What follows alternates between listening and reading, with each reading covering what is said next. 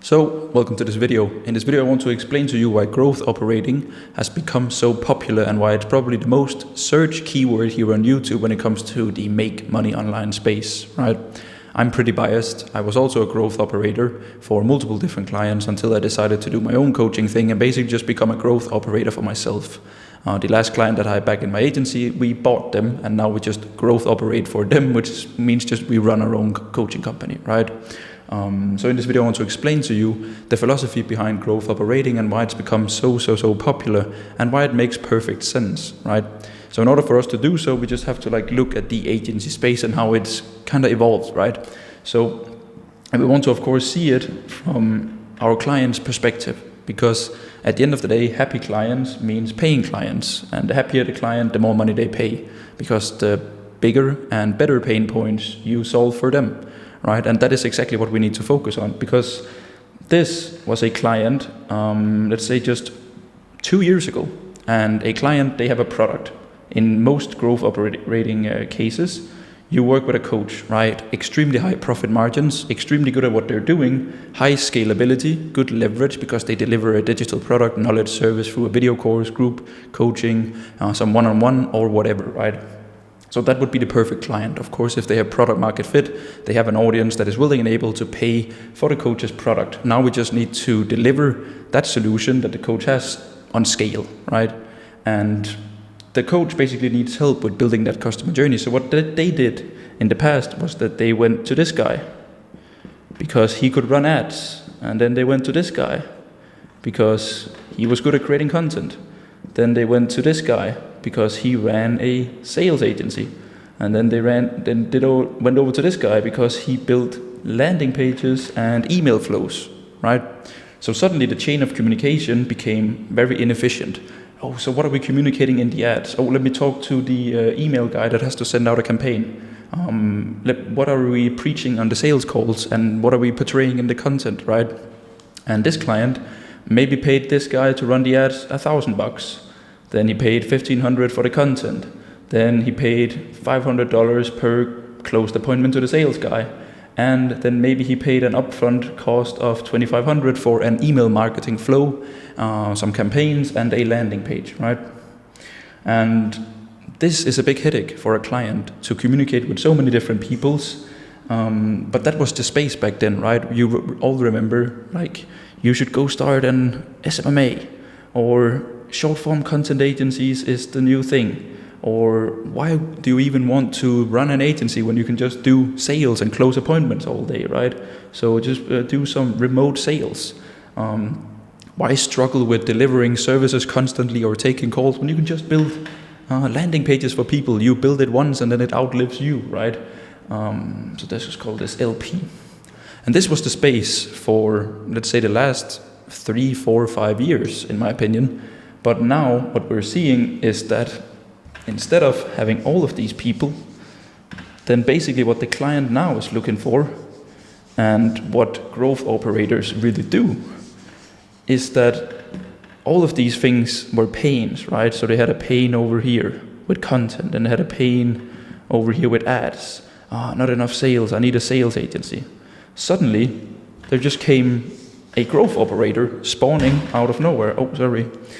Which is basically just one guy, and what he does is that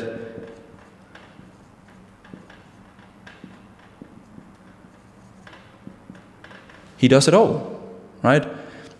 So instead of the client having to communicate with 4 different people, suddenly one agency turns up. And because this guy, when you're a growth operator, you control every single aspect of the customer journey. You control the traffic, which is the ads, right? You control the nurturing, which is the content, landing pages, free community, whatever it is. And you control the conversion, meetings booked, appointment setting, and sometimes even sales as well, right? So suddenly this guy, he can come in and he can charge a retainer that is pretty high, not 3,000%, sorry, that is pretty high for this guy, right? We remember the client, 1,000, 1,500, 2K, whatever it is, right? So this guy suddenly is cheaper every single month then working with all of the different agencies, and he also works on performance.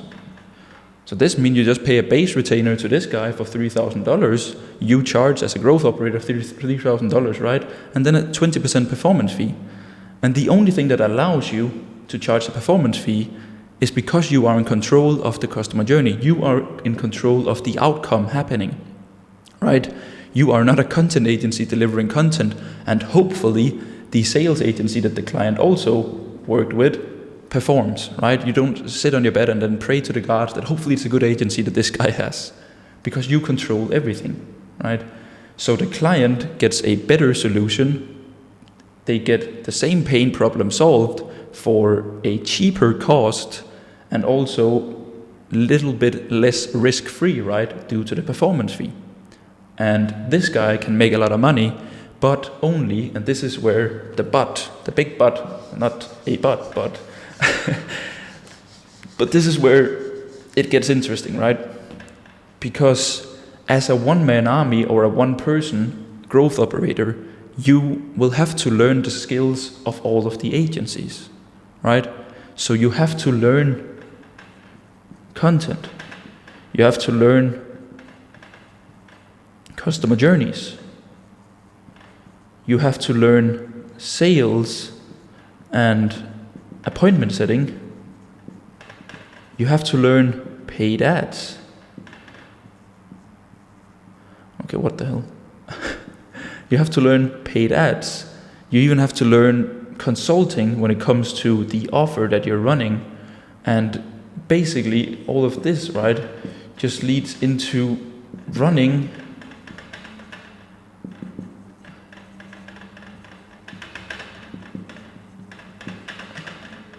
you basically run their entire business, right? The client is basically just the face of it, and they deliver the coaching.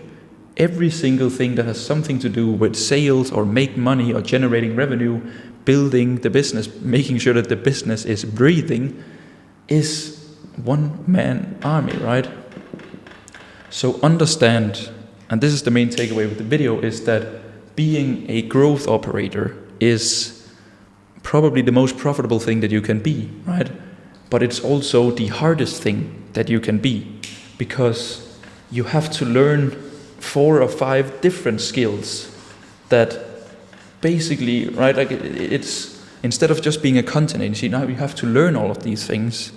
And the only way that you can learn something and build knowledge, right, and become really good at it is over time.